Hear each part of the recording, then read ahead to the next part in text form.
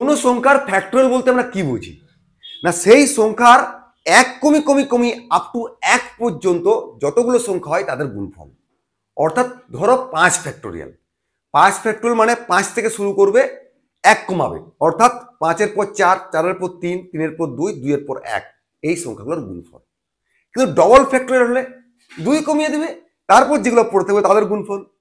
এখানে দেখো 9 factorial by 9-এর ডবল ফ্যাক্টরিয়াল। 9 ফ্যাক্টরিয়াল মানে কি বললাম তাহলে, 9 গুণিত 1 কমাবো, তারপর 1 কমাবো, এরকম করে কমিয়ে কমিয়ে যতগুলো সংখ্যা 1 পর্যন্ত পাবো তাদের গুণফল। আর ডবল ফ্যাক্টরিয়াল মানে দুটো করে কমিয়ে কমিয়ে যাব, অর্থাৎ 9, 7, 5, 3, 1, এই সংখ্যাগুলো তো উপরে আছে, সেগুলো টুকটুক করে কাটিয়ে নাও। 9, 7, 5, 3, 1, তাহলে উপরে কত আছে, 8, 6, 48 আর 4, 2, 8, এদের গুণফল।